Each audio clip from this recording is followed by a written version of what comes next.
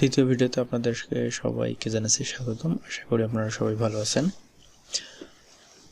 WordPress ওয়েবসাইটে আমাদের যে প্লাগইনগুলো ইনস্টল করতে হবে এবং থিমগুলো ইনস্টল করতে হবে সেই বিষয়গুলো আজকে আপনাদেরকে দেখাবো। আশা করি ভিডিওটি সবাই ভালো শেষ পর্যন্ত দেখবেন। তো ওয়ার্ডপ্রেস ওয়েবসাইট ইনস্টল করার পর অনেকগুলো প্লাগইনস ইনস্টল করতে হয়। সেগুলো আপনার ওয়েবসাইটটাকে অনেক সুন্দরভাবে উপস্থাপন করে থাকে। তো অ্যাট ফার্স্ট আমাদের যেটা করতে হবে, আমাদের কিছু প্লাগইন ইনস্টল করতে হবে। এর জন্য আমরা যেটা করব সেটা হচ্ছে প্লাগইনে আমরা যাব এবং অ্যাড নিউ প্লাগইনে যাব। আমরা সর্বপ্রথম আমাদেরকে যেটা ইনস্টল করতে হবে সেটা হচ্ছে এসইওর জন্য আমাদেরকে ইউজড এসইও যে প্লাগইনটি আমরা এটি ইউজ করব।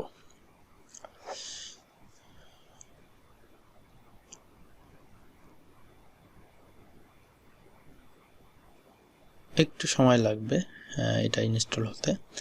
এটির পাশাপাশি আমরা ecommerce, তারপর হচ্ছে কন্ট্রাক্ট ফার্ম, এগুলো সবগুলো এক এক করে আমরা ইনস্টল করব। তো ভিডিওগুলো অনেক লং হবে, আশা করি আপনারা সবাই ধৈর্য সহকারে দেখবেন। দেন তাহলে এখান থেকে আপনারা চাইলে নিজে নিজেই ওয়েবসাইট ক্রিয়েট করতে পারেন। দেখেন আমাদের এই এসইওটা হয়ে গেছে, আমরা এটা অ্যাক্টিভ করে দিই।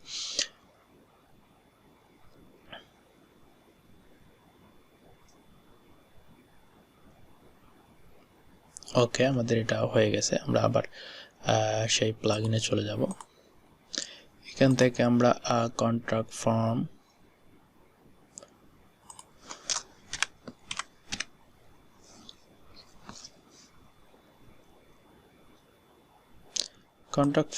আমরা যেটা ইউজ করব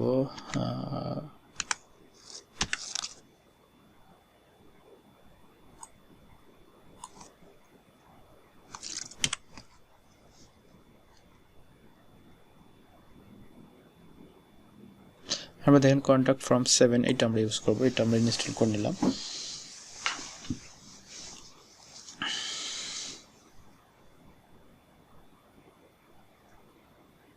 এখানে একটু টাইম লাগবে। এটা ইনস্টল হয়ে গেছে, আমরা অ্যাক্টিভ করে দিই।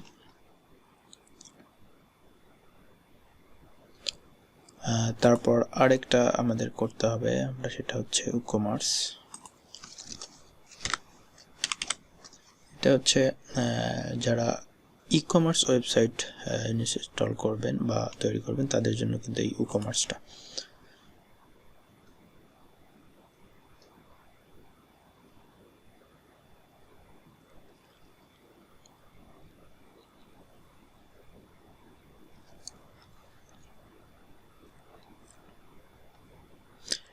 একটা ওয়েবসাইট তৈরি করতে মোটামুটি টাইম লাগে। তো আপনারা যারা এই কাজটা শিখতে চাচ্ছেন বা শিখবেন, আপনারা পাশাপাশি নিজের বিজনেস বা নিজের ওয়েবসাইটও ক্রিয়েট করতে পারবেন। পাশাপাশি আপনারা ক্লায়েন্টের কাজও কিন্তু করে দিতে পারবেন। এই ওয়ার্ডপ্রেস ওয়েবসাইটের একবার কাজ শিখতে পারলে কিন্তু এটার হিউজ অ্যামাউন্ট, এবং যতদিন থাকবে অনলাইনের কাজ ততদিন কিন্তু এটার ডিমান্ড কিন্তু থাকবেই। তো আপনারা সবাই চেষ্টা করবেন ভিডিওগুলো সব মনোযোগ দিয়ে দেখতে।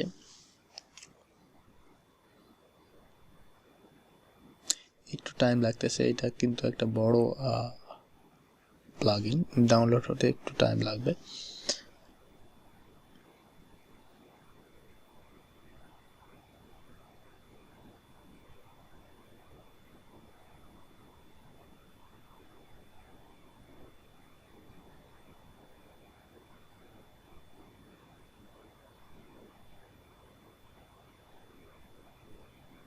ওকে, হয়ে গেছে, আমরা অ্যাক্টিভ করে দিই।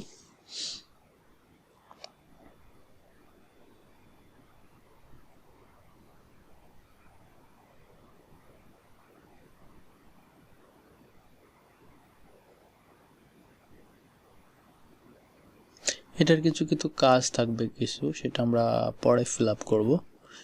এটার সেটআপ মাই স্টোর, এটার অনেকগুলো কাজ থাকবে। তো এটা আমি না করে এটা আমি পরে করব। তো আমরা মেইন ইয়াতে চলে যাই।